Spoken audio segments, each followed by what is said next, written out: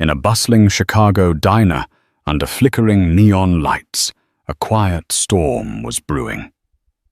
Most customers noticed only the swirl of coffee in their cups or the sizzle of eggs on the griddle, but something far more electric crackled in the air. Sarah Donovan, a dedicated waitress with tired eyes and a kind smile, had reached the brink of her patience. When a self-assured millionaire strutted in barking orders and hurling insults at staff and patrons alike, he triggered a chain reaction no one could have anticipated. In mere minutes, words were exchanged, pride clashed with humility, and a single moment changed Sarah's life forever. Sarah Donovan awoke every morning in the cramped studio apartment she shared with her younger sister Lucy. At 25, Sarah should have felt like her future was wide open, but life had always made her feel a few steps behind. Their parents had passed away in a car accident when Sarah was in high school, leaving her with the responsibility of caring for Lucy. If not for the kindness of their aunt, they would have ended up on the streets. But tragedy, as it happens, has a way of forging unbreakable bonds, and also of building walls around dreams. For Sarah, taking care of Lucy was everything leaving little time to nurture her own ambitions. She sometimes thought about going back to college, maybe pursuing culinary school, but it always felt out of reach. The money wasn't there. The time wasn't there. So she worked at the Maplewood Diner, an unassuming red vinyl booth kind of place that had been around for decades. Her shift began at dawn, and by 6 in the morning she was greeting bleary-eyed locals travelers and the occasional out-of-town visitor who stumbled in. She liked the hustle of waitressing, the interplay of conversation, the dance of coffee refills, and the hum of the grill. There was beauty in that routine if one looked hard enough. But that sense of acceptance came with its share of hardships. Customers could be demanding, managers could be strict, and the wages were barely enough to support Lucy and herself. Still, Sarah had a reputation for being polite, efficient, and ready to brighten a patron's day with a quick, genuine smile. It was a Monday morning in mid-October when everything changed. A crisp wind howled through the streets of Chicago, bringing a chill that seeped into the diner every time someone opened the door. Sarah had just cleared table 4, where an elderly couple finished their eggs and was heading to greet a new arrival. That's when James Caldwell swaggered in. He was tall and broad-shouldered, dressed in a tailored navy suit that likely cost more than Sarah's annual rent. He wasn't a regular, and his cologne was so strong it announced him before his face did. It was the face of money, a carefully groomed beard hair, slicked back with dark eyes, scanning the room as though he owned it. Sarah had seen folks like him before, business moguls, who occasionally stopped by for coffee meetings or a quick bite in between deals. But something about James felt larger than life, more imposing. The hush that swept over the diner was a testament to his presence. Sarah approached him with her usual warmth. "Good morning, sir," she said, leading him to a booth that had just been wiped down. "Would you like to start with coffee?" James slid into the booth and glanced around with mild disdain. "I suppose," he replied curtly.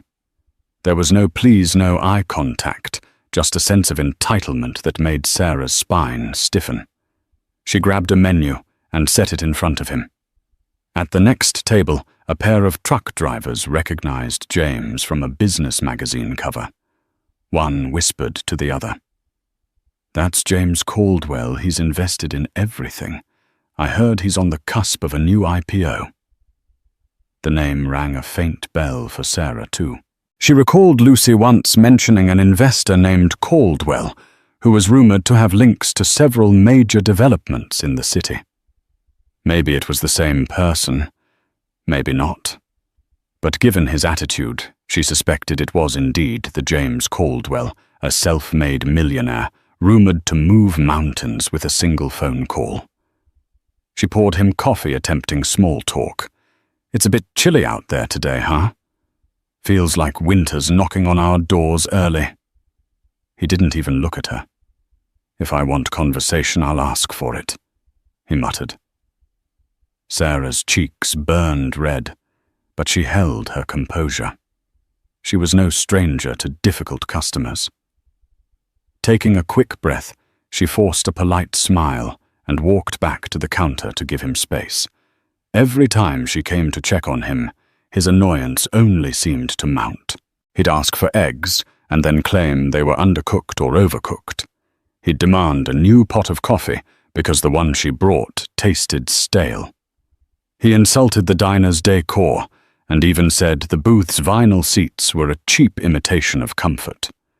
By the time he finished his meal, he had made 3 separate demands for replacements, something Sarah tried to accommodate with the best of her ability. Michael, the diner's manager, watched nervously from behind the counter. He was used to seeing Sarah handle the toughest clientele with a smile, but even he could tell she was nearing her limit. When Sarah brought over the check, James Caldwell picked it up and scoffed as if offended by the numbers. "This place should pay me for the inconvenience," he said loudly enough for all the nearby patrons to hear. "I've had better service in a truck stop in rural Nebraska." Sarah remained civil. "I'm sorry you feel that way. I tried my best to meet your requests. If there's anything else you need, I'm happy to help." He fixed his gaze on her eyes, cold and calculating. "Your best, that was your best.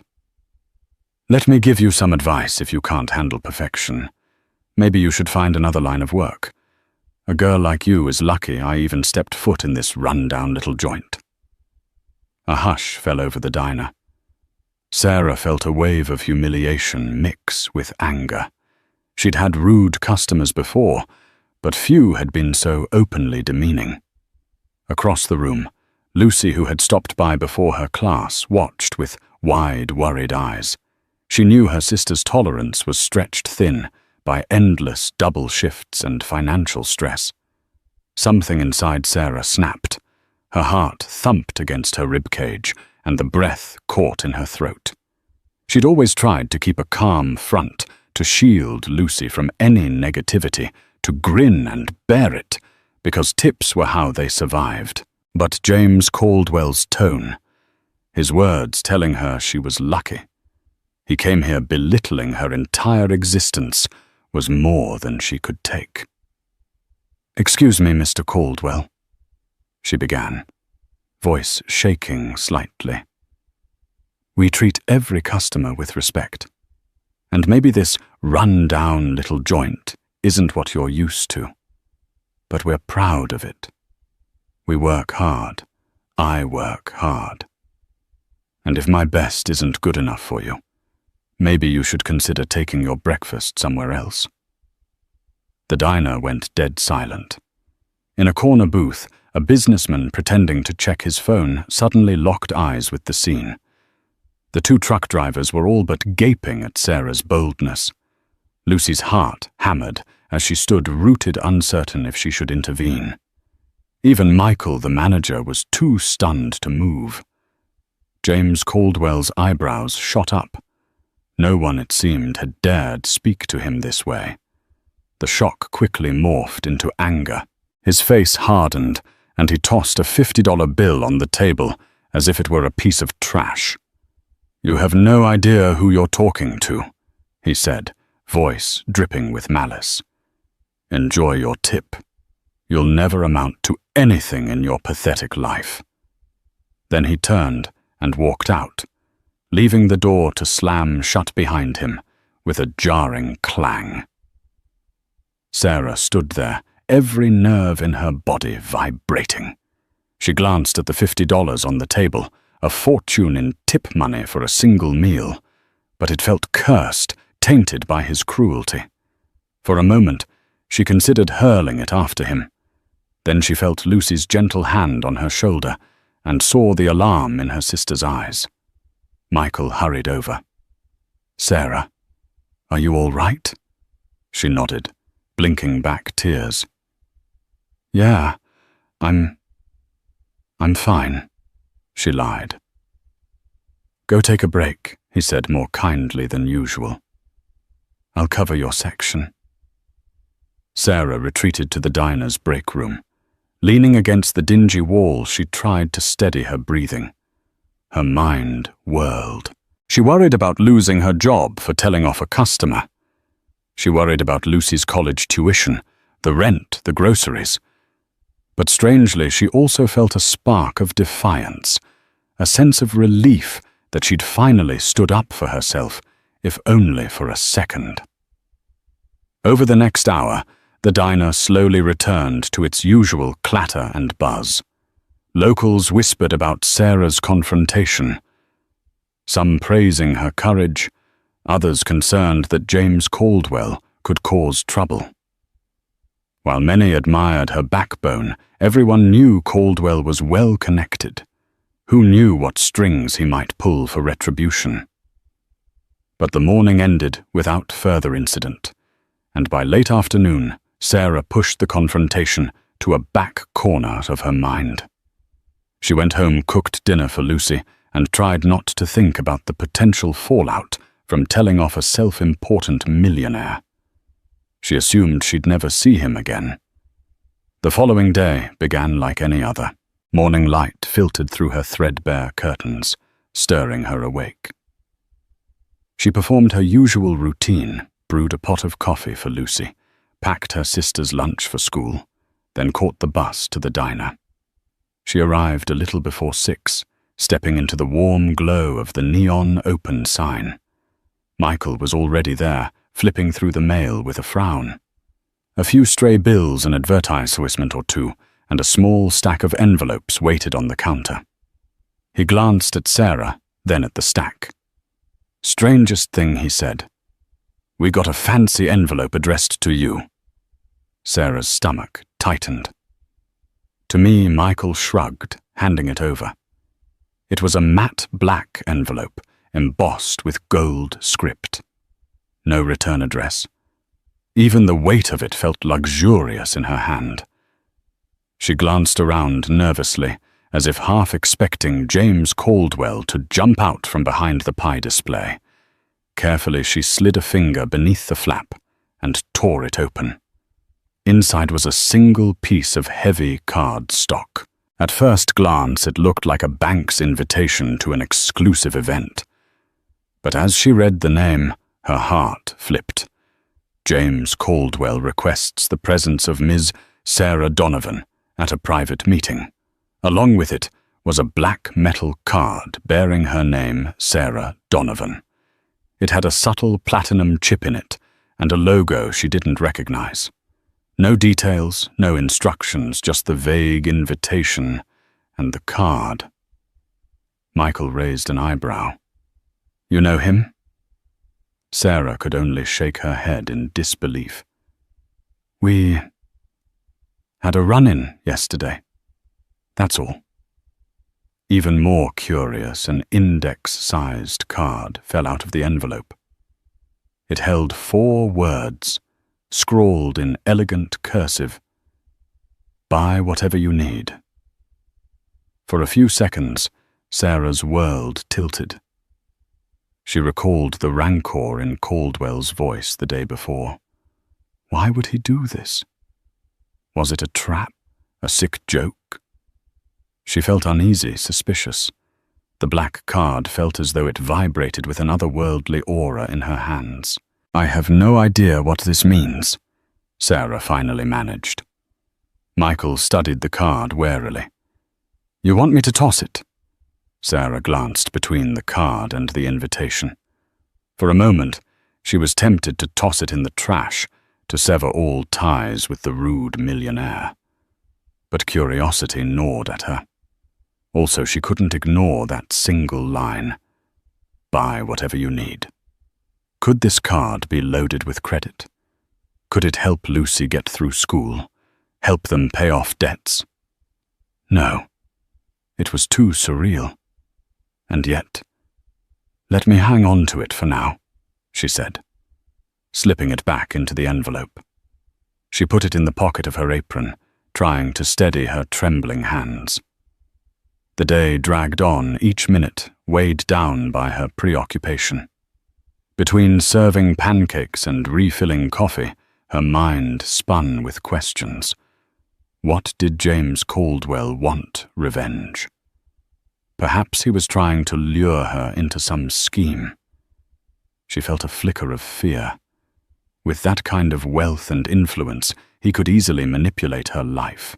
And then there was Lucy. If he was out for revenge, Sarah worried about her sister's safety. She decided to text Lucy, telling her to stay close to friends and keep her phone on. Lucy's reply was the immediate concern of an anxious sibling. "What's wrong? Did something happen?" Sarah brushed it off, telling Lucy not to worry. But still the knot in her stomach tightened. At around 3 in the afternoon, the diner's door chimed. Sarah looked up from wiping the counter to see a man in a charcoal grey suit step in. He had sharp features, slicked hair, and carried himself with an air of authority. He glanced around, spotted Sarah, and approached with practiced calm. "You're Sarah Donovan?" he asked, voice low and serious. She nodded. He produced a sleek business card from inside his jacket. "My name's Nicholas Grant. I work for James Caldwell. He'd like to arrange a meeting with you at your earliest convenience." Sarah caught Michael's alarmed gaze from across the diner. I don't understand," she stammered. Why Nicholas's expression softened slightly. "He wants to see you." "It's about an offer." The word offer reverberated in her mind. She couldn't help but think of the black card in her pocket, the cryptic invitation. The swirl of confusion threatened to overwhelm her. "I don't know," she said, swallowing hard. "I'm working." Nicholas nodded, as though he'd anticipated her reluctance. "Of course, but Mr. Caldwell strongly encourages you to accept his invitation. He suggested that you might find it beneficial." Sarah thought of Lucy, of the rent due at the end of the month. She felt torn between caution and a flicker of desperate hope. "Tell him I'll think about it," she said, finally. Nicholas handed her his business card. "He doesn't wait long," he stated politely but firmly, before turning and leaving as quietly as he'd come. For the rest of her shift, Sarah was a knot of nerves. After she clocked out, she slung her jacket over her shoulders and hurried through the chilly streets to catch her bus home. As she walked, the city's bustle, honking cabs, rumbling trains, street vendors, shouting about hot dogs, barely registered in her mind. She clutched the black card in her pocket, as though it were a live wire, petrified and strangely compelled by what it could mean. Back in her apartment, Lucy was standing over the stove, trying her hand at stir-fry. The smell of ginger and sesame oil filled the narrow kitchen. "Hey, sis," Lucy greeted. "You okay? You look pale." Sarah forced a smile. "Just a long day at work." She set her things down, then pulled out the envelope and black card to show Lucy. Lucy's eyes widened. "What is that?" Sarah tried her best to explain the incident with James Caldwell and the sudden appearance of his messenger. Lucy's jaw dropped in disbelief. "You told off James Caldwell." "The tech and finance tycoon. I read about him in the Chicago Business Journal. He's on some Forbes list for the fastest-growing private investments." "Yeah, apparently," Sarah murmured, turning the card over and over in her hand. "He was awful. Then out of nowhere, he sends me this invitation and a credit card that presumably has no limit." Lucy stared at the black card, her eyes alight with both fear and amazement. What does he want in return? That's what I'm afraid to find out. Sarah sighed. Nicholas said Caldwell has an offer. But for what? Lucy fell silent. She knew exactly how precarious their situation was. They lived paycheck to paycheck. The slightest improvement, like help with Lucy's tuition, could be life-changing. But at what cost? That night, Sarah tossed and turned in bed, haunted by dreams of Caldwell's sneer. In one nightmare, she was trapped at the diner, while Caldwell sat in the booth, pointing to a contract she was forced to sign in blood. She woke in a cold sweat, heart pounding. Morning came too soon, and the question still burned. Should she meet him? Caution warred with curiosity. In the end, she reasoned that understanding what he wanted was better than living in fear of the unknown. So on her break, she called Nicholas's number. He answered on the first ring. "I'll do the meeting," she told him, hearing her own voice shake. "But only if it's in a public place. Mr. Caldwell anticipated your concern." Nicholas replied, "You can meet at the Drake Hotel Lounge tomorrow at 2 p.m. The Drake Hotel was one of Chicago's most iconic luxury hotels, famed for its rich history and elegant atmosphere. It was definitely public.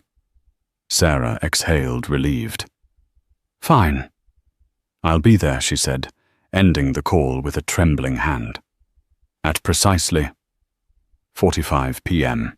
The next day, Sarah walked through the gilded doors of the Drake, her sensible flats clicking on the polished marble floor. The lobby was a kaleidoscope of plush furniture, ornate chandeliers, and wealthy patrons sipping afternoon tea. She felt wildly out of place in her second-hand black dress and scuffed coat. Yet she summoned her nerve and asked the concierge for directions to the lounge. She found James Caldwell seated at a small table near the window, overlooking Lake Michigan. He wore another immaculate suit, charcoal with a pale silver tie, and sipped a glass of sparkling water. Nicholas stood off to the side, arms crossed, watchful. Caldwell rose as Sarah approached, though his face remained inscrutable. "Ms. Donovan," he greeted, motioning for her to sit. Sarah settled into the chair across from him, her spine rigid with tension. "I'm here," she said, voice tight. "What is this about?" Caldwell studied her with an unreadable expression. "Coffee." She shook her head. "No, thank you." A faint smirk ghosted his lips. "I've had time to reflect on our interaction," he began. "And I realized I may have been too harsh. You caught me on a bad day, and I let my frustration spill onto you. I'm a businessman, Ms. Donovan. I've learned it's wise to fix mistakes when possible." Sarah frowned, suspicious. "You call sending me a black card fixing a mistake?" Caldwell inclined his head slightly. "In a sense, yes. That card grants you a line of credit tied to one of my personal accounts. It has no preset spending limit, and I intend for you to use it." She clenched her hands in her lap. "Why would I do that?" He leaned forward, folding his hands. "Because I see potential in you. That much is evident in how you handled me at the diner." His eyes flicked downward, perhaps recalling the humiliation. "I like people who aren't afraid to speak their mind, even if it means confronting someone as powerful as me." Sarah's heart thumped. "That's not a reason to hand me an unlimited credit card." He paused, measuring his words. "I have a new project, a chain of high-end farm-to-table restaurants in major cities. I'm seeking an operations consultant, someone who understands the nitty-gritty of what happens on the ground." You, Ms. Donovan, have that experience. You know how a diner works. You know the value of genuine service. I want you to be part of the pilot program." She stared at him, stunned. "But I have no formal training in restaurant management." He shrugged. "Formal training can be bought. True insight can't. That's where you come in. I'm offering to fund your education should you choose to pursue culinary or hospitality management, and I'll pay you a salary to help me develop these restaurants from the ground up. Consider the black card a gesture of good faith and an advance on your future." For a long moment, Sarah struggled to find words. It was an absurd proposition, coming from a man who just days before had humiliated her in front of a diner full of people. "And what if I say no?" His lips twitched in a ghost of a grin. "Then you're free to leave. The card is still yours, but the limit will be revoked. I'm not forcing you. It's your decision." 1,000 thoughts battled in her mind. Lucy's tuition, their financial struggles, the dream of a better life. But there was also her pride, her intuition telling her to tread carefully. "Why me?"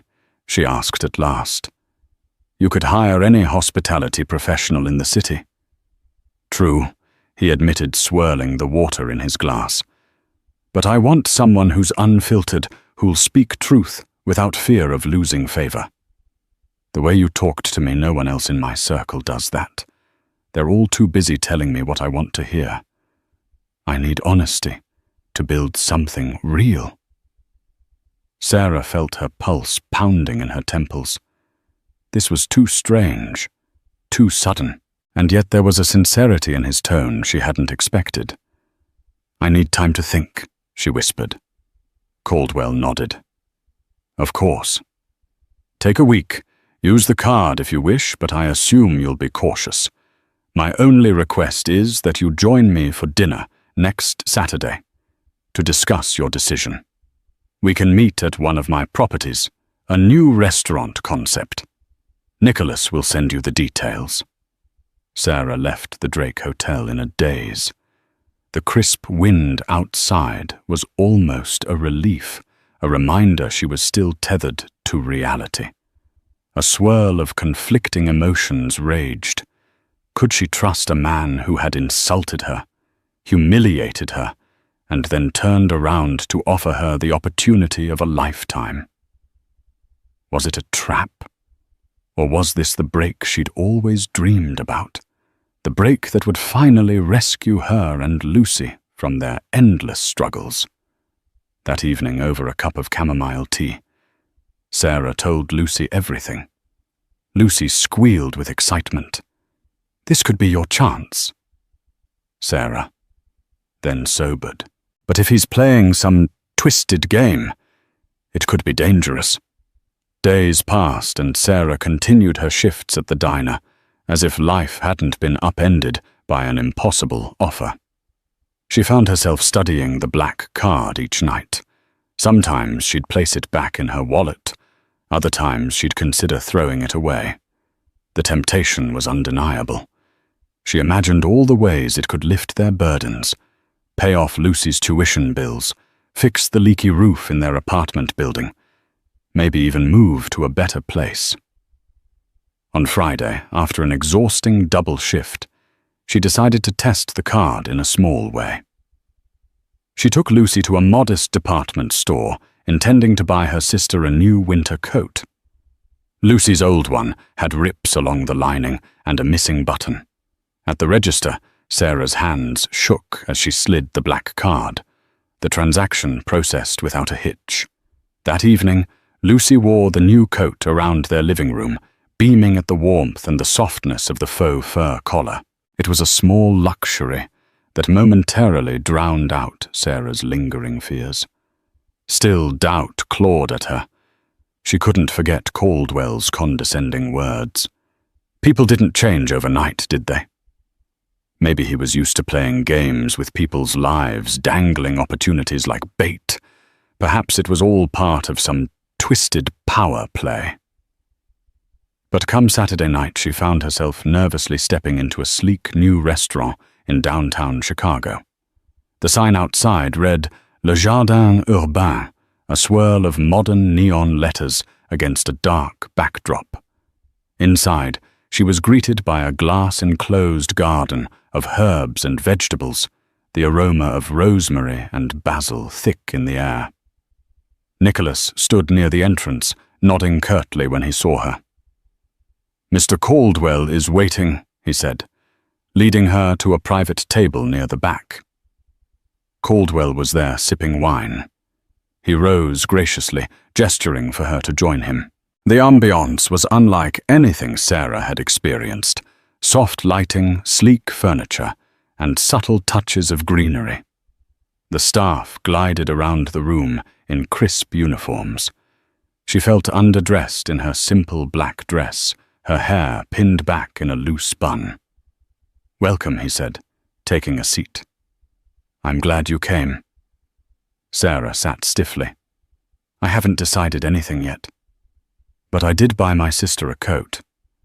So I guess I owe you—" "Thanks." He waved a hand dismissively. "It's a small expense hardly worth mentioning." Then he eyed her carefully. "Though I'm pleased you used the card. Shows you're at least considering my offer." She folded her hands on the table. "If we're going to do this, I have questions. Lots of them." He smiled. "Ask away." The next hour was a whirlwind of fine dining and deep conversation. They sampled dishes, charred Brussels, sprouts, seared scallops with lemon beurre blanc, braised short ribs in red wine sauce, exquisitely plated. And all the while, Caldwell spoke about his vision for a restaurant chain that blended farm-to-table freshness with urban sophistication. He explained his business model, the carefully crafted brand partnerships, the marketing strategies aimed at a younger, socially conscious demographic. Sarah listened, her mind abuzz. She was impressed by how thoroughly he'd planned everything. She found herself chiming in, offering critiques from a waitress's standpoint: portion sizes, table turnover, times the importance of treating staff well. He listened intently, even took notes on his phone. She was surprised to see him so receptive, even praising her insights. But there was something else too. A quieter narrative Caldwell wove about his past. He confessed that he hadn't always been wealthy. He'd grown up on the rougher outskirts of Detroit, raised by a single mother who worked 2 jobs. He told her about how he'd started investing in small tech ventures after working nights to save money, about the close calls and near failures that almost ended everything before it began. "Somewhere along the way, I lost touch with where I started," he said, voice tinged with an emotion Sarah couldn't quite place. "I became arrogant." Sarah recalled his biting words at the diner. "So you want this restaurant chain to remind you of your roots?" He nodded slowly. "In a sense, yes. And I think the authenticity you carry is part of that reminder." It was a confession that softened Sarah's guarded stance, if only a little. By the time dessert came, a delicate apple tart with caramel drizzle, she was no longer wholly convinced Caldwell was a monster. He was certainly complex with a rough edge to him.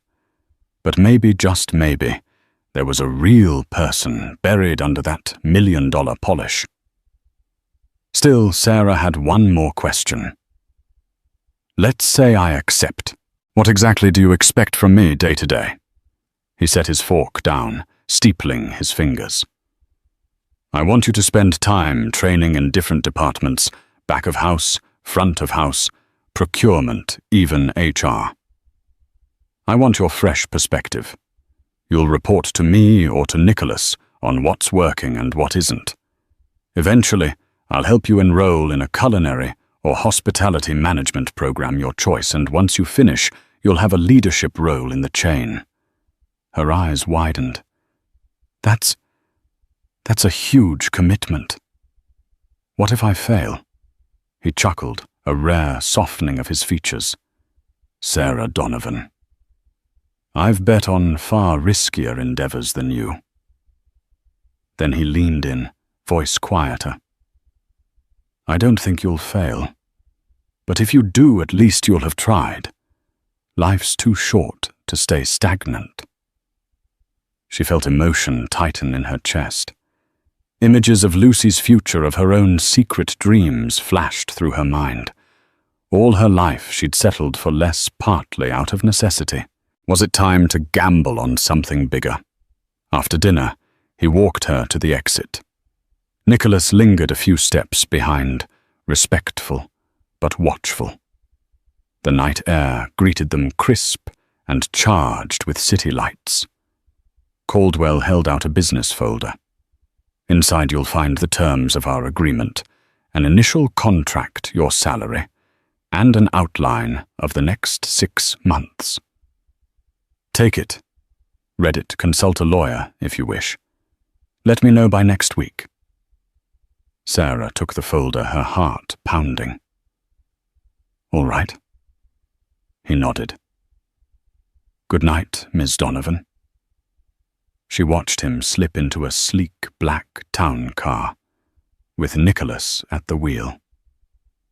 The weight of the folder in her hands felt monumental.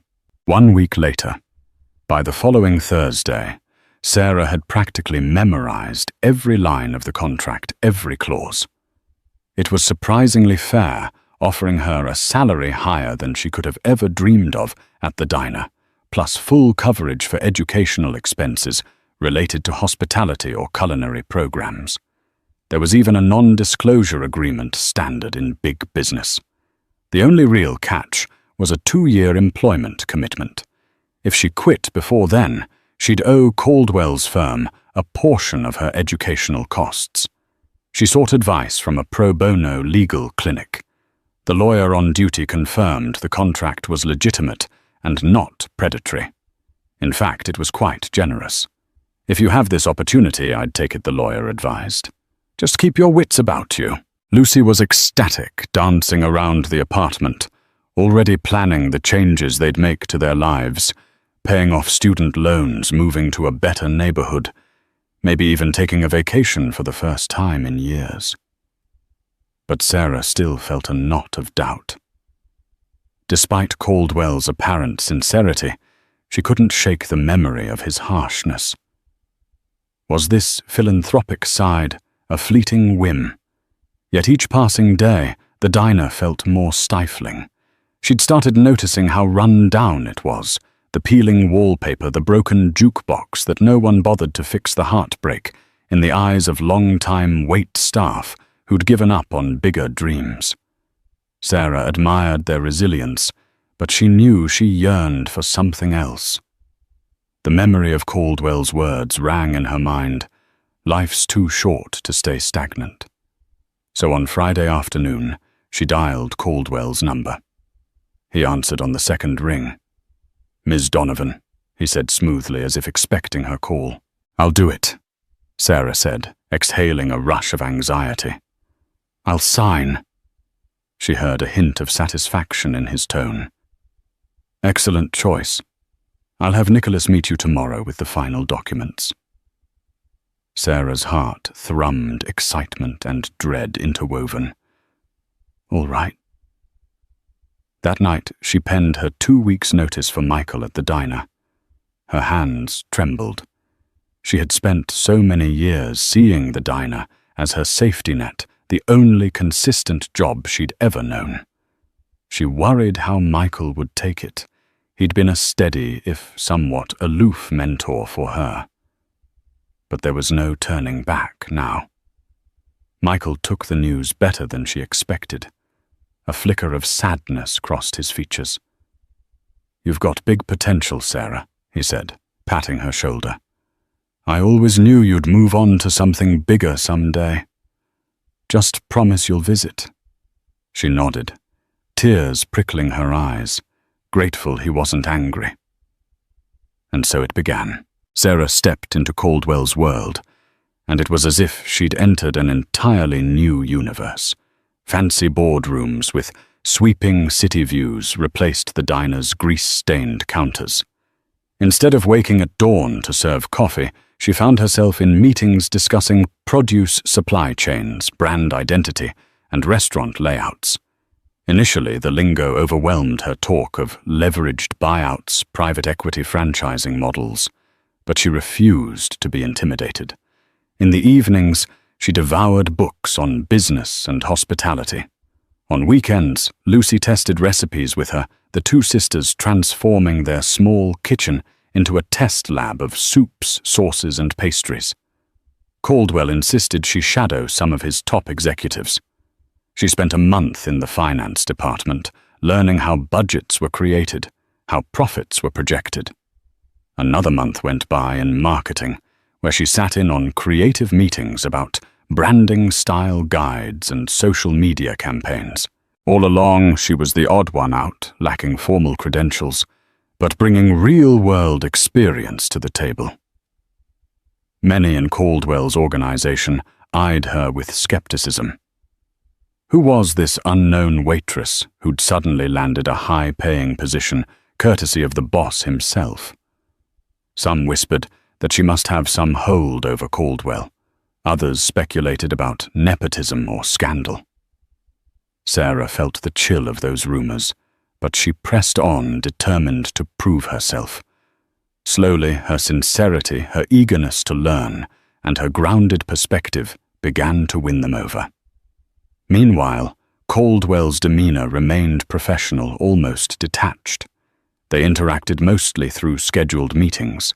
He would ask for her thoughts on various aspects of the new restaurants or invite her to taste tests at the pilot location. Sometimes, in a rare, candid moment, he'd ask about Lucy, or mention his own teenage years as if trying to find common ground. But mostly, he kept his distance, as if fearful of letting his guard down. A turning point came about 3 months into the arrangement, when Sarah accompanied Caldwell to a gala fundraiser for Chicago's homeless youth programs. She was terrified, having never attended such a formal event. She wore a simple navy dress. Lucy had helped her pick out her hair in soft curls. Caldwell introduced her to key restaurant investors, including a cameo by Mark Cuban, the well-known entrepreneur, who shook Sarah's hand warmly and told Caldwell, "I hear you've got a new rising star in your ranks." Caldwell nodded with the faintest smile. Sarah's cheeks burned red at the praise. Throughout the evening, Sarah observed Caldwell navigating the crowd with practiced elegance. He mingled with celebrities, philanthropic leaders, and political figures, always maintaining a charming facade. But at one point, she caught him standing alone near a floor-to-ceiling window overlooking the city skyline. He looked pensive, almost lonely. She approached tentatively. "Quite the event, huh?" she remarked nervously, smoothing the skirt of her dress. He glanced at her, a wistful expression in his eyes. "Yes, a lot of power in this room." Sarah followed his gaze. "And a lot of need outside these walls." He nodded slowly. "Sometimes I wonder if I'm doing enough, or if these galas are just a way to make everyone feel good about themselves." Sarah tilted her head. "Well, cynicism aside, they raise a lot of money. I benefited from a program like this once when Lucy and I lost our parents. My aunt struggled to support us, and a local charity helped keep us afloat. It's not all for show. It can change lives." He studied her for a moment, then turned back to the window. "Thanks for reminding me." The corners of his mouth lifted slightly. A subtle camaraderie began to form between them. It was fragile, built on mutual respect, rather than the arrogance and subservience that had marked their first encounter. Over the next few months, Sarah continued to excel. She started official courses at a prestigious hospitality program, fully sponsored by Caldwell. While she was often overwhelmed balancing her job responsibilities with night classes, she thrived on the challenge. Lucy took on a part-time job to support her own expenses, determined not to weigh Sarah down. The sisters found themselves in a better financial position than ever before. However, not everyone was pleased with Sarah's rapid ascent. Some executives in Caldwell's circle, veterans of the industry, resented her position. They questioned Caldwell's judgment in hiring an untested outsider. One evening, while reviewing staff training modules, she overheard two senior managers complaining about her in hushed tones. "She's just a waitress," one scoffed. "Caldwell's pet project. She'll ruin everything we've built if he keeps giving her this much authority." "It's humiliating," the other agreed. "I spent years in top restaurants working my way up. She just waltzes in because she had a spat with Caldwell at a diner." Sarah retreated before they could see her heart racing. She swallowed a lump of hurt and anger, forcing herself to stay composed. If she confronted them, it would only confirm their suspicions that she was out of her depth. Instead, she resolved to let her work speak for itself. But the tension escalated. When Sarah was scheduled to give a presentation on improving staff training for the pilot restaurant, her slides mysteriously disappeared from the system. She had to scramble to rebuild them minutes before the meeting. Another time, her proposals for a new table layout went missing, and she suspected sabotage. Yet she refused to let intimidation define her journey. She worked longer hours, triple-backed up her files, and refused to be pushed aside. Caldwell noticed her exhaustion. One afternoon, he called her into his office, an intimidating space on the top floor of a downtown skyscraper with glass walls overlooking the city. "You look drained," he remarked, eyeing the dark circles under her eyes. Sarah forced a small laugh. "Just the pace. Balancing classes work and dealing with some obstacles." He frowned. "What kind of obstacles?" She hesitated, not wanting to come off as a complainer. But Caldwell's gaze was sharp. Eventually, she told him about the sabotaged slides and missing proposals. "It's nothing I can't handle," she concluded. "But I won't lie, it's stressful." Caldwell's jaw tightened. "Names?" She shook her head. "I don't have proof. I won't accuse anyone without being sure." He leaned back in his chair, exhaling. "I'll have it do some digging. In the meantime, if you need help, ask. I don't want you bogged down by office politics." Sarah nodded, grateful for his support. "Thank you." As the weeks went on, the pilot restaurant's grand opening loomed. Sarah was heavily involved coordinating with chefs, finalizing menus, training waitstaff, ensuring the decor matched the brand's upscale yet earthy ethos. The unstoppable pace left her breathless, but exhilarated. She found joy in the creative process of building something from the ground up, something that fused the diner's sense of warmth with fine dining elegance. Finally, opening night arrived. The restaurant buzzed with VIP guests, food critics, and local influencers. Fairy lights twinkled above the entrance, and a small jazz ensemble played softly in the corner. Caldwell walked the floor, greeting people with polished confidence.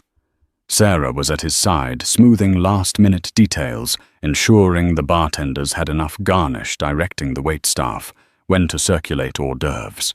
She caught glimpses of Lucy, who'd come to support her sister, chatting excitedly with some of the new staff. Midway through the night, the reviews started trickling in on social media, glowing praise for the ambiance, the farm-to-table concept, the exquisite cocktails. Sarah's heart soared. This was a testament to all their hard work, and for the first time in her life she felt she was part of something meaningful, bigger than just survival. Yet amid the success, Sarah noticed Caldwell growing distant again, retreating into his reserved shell as the evening went on. She spotted him standing alone near the bar, swirling a glass of whiskey, his gaze distant. She approached suddenly concerned. "You okay?" she asked softly. He offered a small nod. "Just overshadowed by memories, I guess." She tilted her head questioningly. He took a slow sip. "Nights like these remind me of where I started. I used to be so hungry, so desperate. Every win felt like a triumph over my past. Now that I'm here, part of me wonders if it's all just vanity. Another restaurant, opening another brand expansion. Does it really matter?" Sarah's eyes softened. She recalled their conversation at the charity gala. This man, for all his wealth and power, was haunted by the question of purpose. "I think it matters," she said gently. "Not just for you, but for the people who work here, for the customers who'll have a new dining experience, for the suppliers who'll sell their organic produce. It's not just vanity, unless you let it be." He set the glass down, looking at her with unguarded gratitude. "Thank you," he murmured. "It's good to have perspective." In that moment, the bustle of the restaurant blurred into the background. They stood, side by side, two people from very different worlds who had somehow converged on this shared journey. A fleeting warmth passed between them, part mutual respect, part shared triumph. The grand opening was a resounding success. Culinary bloggers posted rave reviews, and local news outlets hailed Caldwell's new venture as a beacon of innovation. Investors congratulated him on yet another feather in his cap, and quietly, Sarah Donovan's name began circulating among industry professionals as the untrained waitress turned consultant who'd played a key role in making it all happen. In the weeks that followed, Sarah felt a sense of achievement like never before. She continued her classes, delving deeper into the art of restaurant management and design. Caldwell provided more opportunities, sending her to conferences, introducing her to renowned chefs. Their once tenuous relationship was now laced with mutual admiration, still professional, but undeniably friendlier. Lucy was thriving in college, forging new dreams of her own. For the first time in years, Sarah wasn't living day to day in survival mode. She was planning for the future, forging a career, exploring possibilities. But life has a way of throwing curveballs just when everything seems perfect. One chilly afternoon, about 6 months after her new journey began, she received a frantic call from Lucy. Sobbing. Panicked words. "It's Dad's car. It was hidden. I can't do this. Help me." Sarah's world lurched. She rushed to Lucy's campus, where she found her sister in the parking lot, distraught, hugging her knees.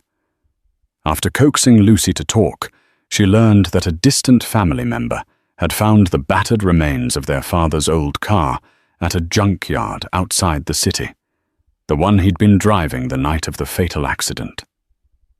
Lucy, haunted by grief, had driven there and confronted the twisted metal relic. The memories, the guilt, the pain, everything had resurfaced. Sarah held her sister in a tight embrace. "Why didn't you tell me?" she whispered. Lucy shook her head, tears streaming. "I didn't want to burden you. You've been so busy, so happy for the first time in forever. I didn't want to ruin that." Sarah felt tears burn her own eyes. She realized how absorbed she'd become in her new role. "I'm sorry," she murmured. "You're never a burden. Let's face this together." "Okay." Lucy nodded, clinging to her sister. They spent the rest of the day talking about the accident, about the grief they'd tucked away, in corners of their hearts. It was an emotional catharsis they'd avoided for years. Sometimes the busyness of survival distracts us from healing old wounds. That night, Sarah found herself thinking about how fleeting life can be, how quickly everything can change. She remembered the night she confronted James Caldwell at the diner. She remembered how a single moment of defiance had sparked a chain reaction that led her here to a brand new life. Standing by the bedroom window, she gazed out at the shimmering city lights, a quiet gratitude in her heart. No matter what tomorrow brought, she was grateful for this chance, grateful for the personal growth, the financial stability, and the sense of purpose she'd found. In the months that followed, Lucy began attending therapy to process her lingering trauma. Sarah made time to support her sister, taking weekends off whenever possible to spend with Lucy. Caldwell, noticing her need for balance, adjusted her schedule. Another gesture of compassion that reminded her that under his tough exterior there was a beating heart. By the 1-year mark of her new career, Sarah had blossomed into a confident consultant. She'd even begun conceptualizing her own potential restaurant, one that combined the diner's warmth with modern flair. Caldwell encouraged her, promising to back her vision if it ever came to fruition. And as for Caldwell himself, he'd found in Sarah a sort of grounding influence. Whenever his business empire threatened to consume him, her unfiltered honesty brought him back to earth. Their dynamic remained professional, though tinged with a camaraderie that made both question whether the lines might blur into something else one day. But that's another story, perhaps for another time. For now, suffice it to say that the day Sarah Donovan told off a millionaire in a humble diner was the day everything changed. From that explosive confrontation came an unlikely alliance, a shared path of learning and growth, and ultimately a testament to the power of standing up for oneself, even when the odds seem impossibly stacked against you. Thank you for joining Sarah's remarkable journey from an overworked waitress defending her dignity in a small diner to a rising star in Chicago's high-end restaurant scene. This story shows us that standing up for yourself, even when you're afraid, can open doors you never imagined. It reminds us that every person has value, every dream has a spark, and one bold moment can change your life forever. If Sarah's story moved or inspired you, please take a moment to like this video. Let's spread the word about courage and resilience. Share it with your friends who could use a reminder that a single act of defiance might lead to unimaginable opportunities.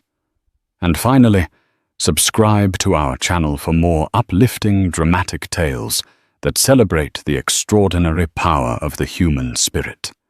Your support helps us bring more inspiring stories to life. Thank you for being part of this journey.